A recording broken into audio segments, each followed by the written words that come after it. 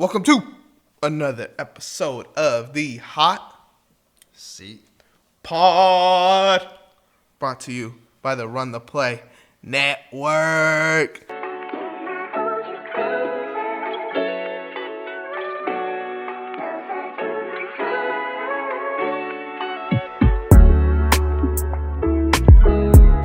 I'm your host, Anthony. To my right, I got playoff berth number one Broncos fan in the world. Yes, sir. We playoff berth. Your playoff berth. There we go. Lit, baby. Who's got a better chance of winning? Me. I think I would agree too. I'm not Really? gonna lie, because we're Oh, man. dog shit, bro. We are dog shit. But we'll talk about it today, because today we're gonna be going through each playoff game and predicting a winner. You want to put a bet on this playoffs? See who gets more total correct. Yeah, let's do it. Best some teriyaki. Best of teriyaki. Let's go. Run it. First game, we'll just kick it straight off, man. Saturday, 1:30 p.m. The Chargers are playing at Houston, with the Chargers being a 2.5-point favorite. Mm-hmm. Will. Yeah, man. I mean, it sucks, man. I feel like, this game is gonna be close. I feel like, I feel like both of these teams, they match up pretty well. But it's a very disappointing season for the Houston Texans. It really is. So I'm gonna roll with the Chargers here. Okay. Yeah. They've on the road they've won 6 out of their 9 games this season. And I think Harbaugh has really done a good job in forming that team, utilizing the offense. So I feel like against the Houston Texans, they'll find a way to win and really disrupt C.J. Stroud. Yeah, I feel like our biggest benefit is our defense, especially being able to stop dudes in the air with Derek Stingley, with Jalen Petrie. And this team just proves to win without any real wide receiver one. Lad McConkey's finally getting into his own. Yeah. I could see him having a bad game though against the Texans, because Derek Stingley will probably get that assignment. I'm still gonna roll with the Texans though, bro. I'd feel so weird betting against my guys, and I expect you to bet on the Broncos too, and if you don't, you're a fraud. Yeah. But there's not a lot of avenues I see the Texans winning this game. The Chargers are finally getting healthy as well, which is something that kind of hurt them all season. J.K. Dobbins being back is huge. He opens up this offense completely compared to Gus Edwards. So Gus the bus. There's a lot of good things in LA, and I would tell you to bet on the Chargers, but I'm delusional, so I'm gonna bet on the Texans. Hey, you gotta ride with your boys, man. That's what you call a real fan right there. Hey, that's what I do. That's what I do. The next game on Saturday at 6:30 p.m. Pacific time. Okay. Steelers at Ravens. I got the Ravens here as well. The Ravens, I think, to me, are the Super Bowl favorite. Their defense is finally locking up. In the first 6 weeks, I think they averaged 27.5 points. In the last 10, 11, 12 weeks after that, they're averaging 14 points against them. So their defense is finally locking up. You need a good running back to go on a playoff run, and Derrick Henry is that. So having a good defense and Derrick Henry is nice. And then you also have the best player in the NFL right now in Lamar Jackson, who should definitely help carry this team to Super Bowl. Yeah. Now I'm going to roll with the Ravens, too. I think it's going to be a cool 30-17. Yeah. The Steelers against the Bengals last week looked pretty bad, honestly. Terrible, bro. Russ couldn't really get the balls to George Pickens. Now I don't know how they're going to handle the kind of chemistry with them not being on the same page, I guess what Russ said. And the Ravens, like you said, they're one of the Super Bowl favorites right now. So I think Lamar and Baltimore, usually in the playoffs they kind of choke up, but I think this season it could be something different for them. Would you take the Ravens -10? I think you said. Yeah. Yeah. I would, yeah. I don't. It's scary, but I think I would too. Yeah. The Steelers really have not looked good. I feel like Christmas fucked them up. And they did get a lot of bad calls in that game, but I feel like it fucked up the chemistry between Pickens and Russell Wilson. Pickens kind of has just been disappearing lately, and I don't think he'll be a Steeler next season. Really? Yeah, that might be my hot take, but I feel like okay. I was watching Shannon Sharp talk about it, and they shipped off AB. Why would they not ship off George Pickens? There's levels to that shit. And I think Pickens, honestly, is one of the most talented wide receivers in the league. We had that conversation yesterday with our boys about Puka being a top 5 receiver, And I wanted to throw Pickens' name in there because I think Pickens is a better receiver than Puka, like as a wide receiver. It's just he's got a lot of outside of football problems that affect him on the field.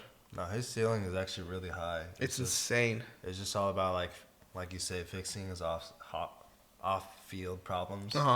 And then kind of figuring it out. He's gonna be one hell of a guy. Yeah, I mean, figure it out. If they figure it out and he just goes out there and hoops this week, then maybe they have a chance. Because last week was unacceptable, where this team really doesn't have a wide receiver, and George Pickens disappeared.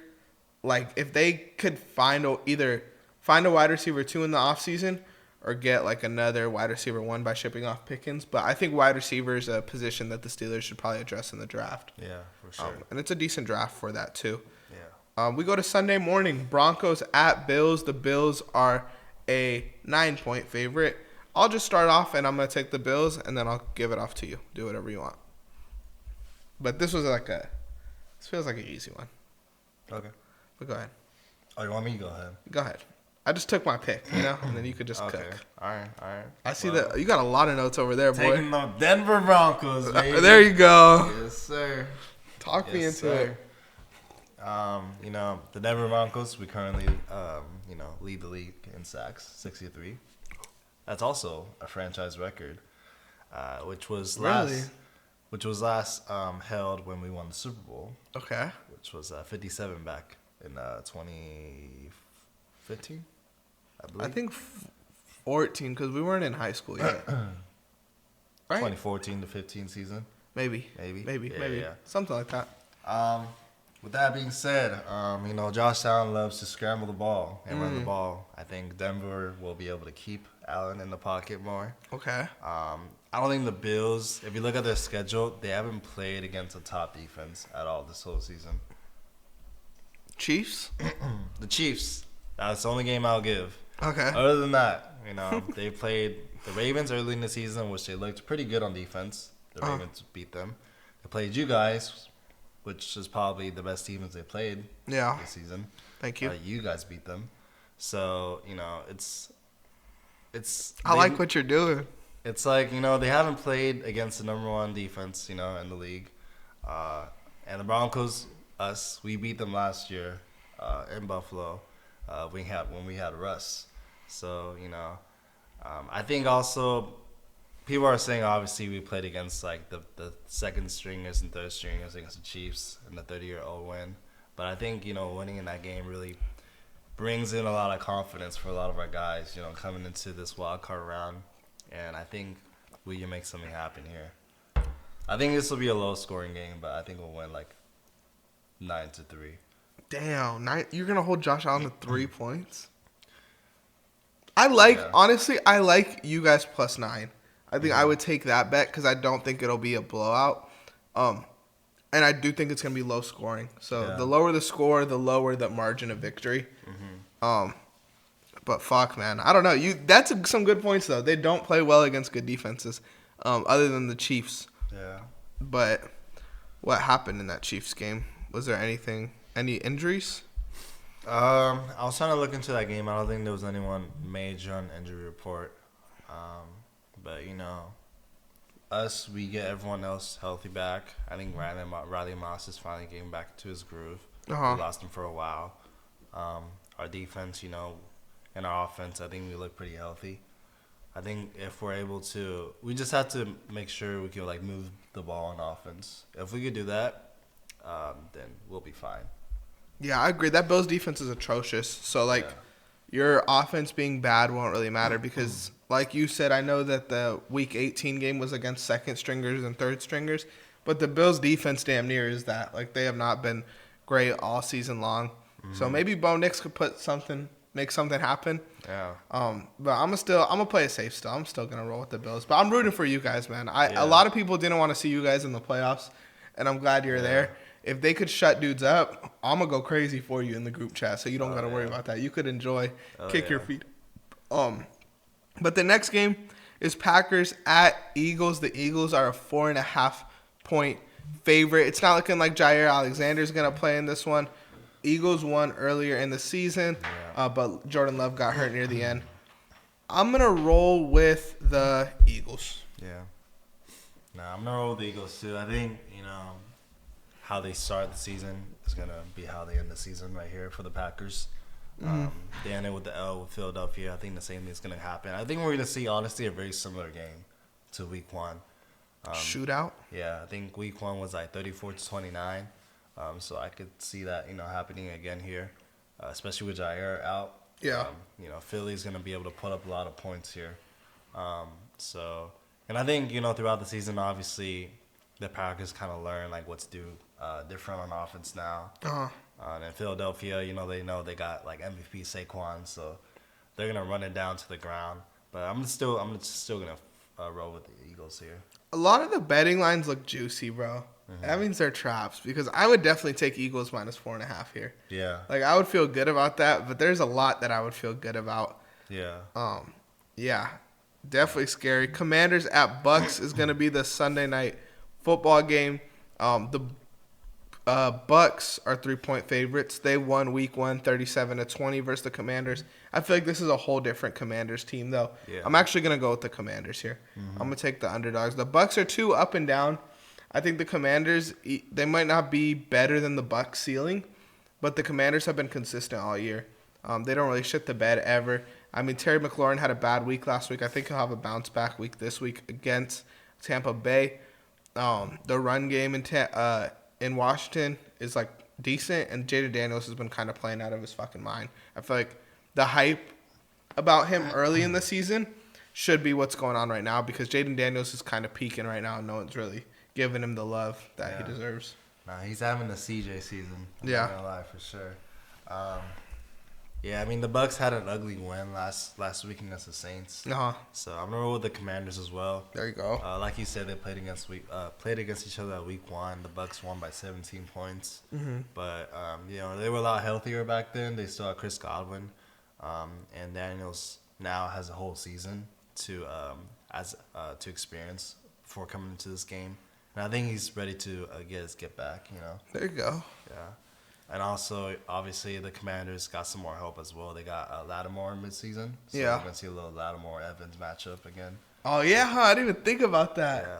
So that's going to be nice. That is going to be nice. Oh, then I'm definitely taking the Commanders, bro. If you could get under Mike Evans' skin after probably one of his worst seasons. I know he missed a couple games, but it wasn't his best year.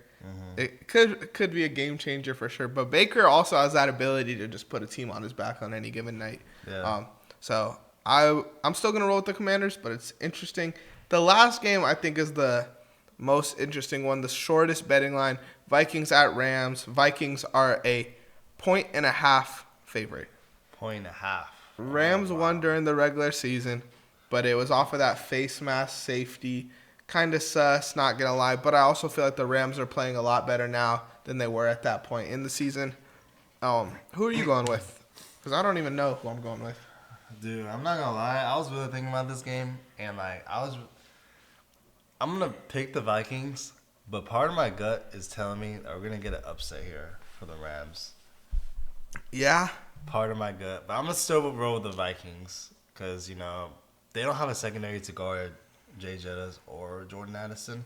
That's true. I think after that tough loss against the Lions, they'll kind of figure it out and, see what went wrong. Well, what went wrong and, come to this Rams game. They'll, do their job. And also, Kyron Williams is not Jahmyr Gibbs. He's not the best running back in the league right now. So I think they're able to. You don't believe that, him. Huh? You don't believe that. What? Jahmyr Gibbs is the best running back in the league over Saquon.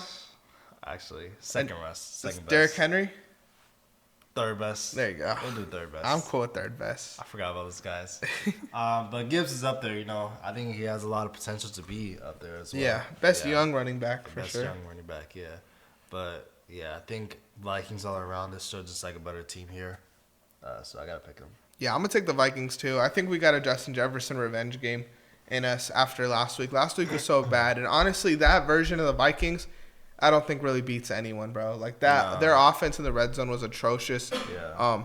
But I think the Rams do have a chance, bro. But that Vikings defense, I still think is the best defense in the NFL. No disrespect, but that team is just stacked from head to toe. Yeah. On the defensive side of the ball. I know we're talking about O'Connell winning Coach of the Year, but It's more on that roster, bro. That roster is insane. Like, Sam Darnold isn't a product of good coaching. He's a product of a good team. And that team looks great all around him. Enough said right there, man. There we go. Bet on the Vikings to beat the Rams next Monday. Bet on Boom Fantasy, the sponsor of this episode. Thank you guys so much for listening to another episode of the Hot Seat Pod. Make sure to like, subscribe, follow. But most importantly, Will, let them know what they need to do. Don't forget to run the play. Boom. Man, okay, LeBron hit my parlay. Let's get it. Oh, shit, he hit it? Yeah, bro. Look at this. I won $200. I told you, parlay. How the heck did you win $200? I used Boom Fantasy. I used their pick and spin, spun the wheel, got 10 times my money. Bro, you got to hook me up. If you use code RTP, you could get a risk-free bet up to $100. Let's get back to the video.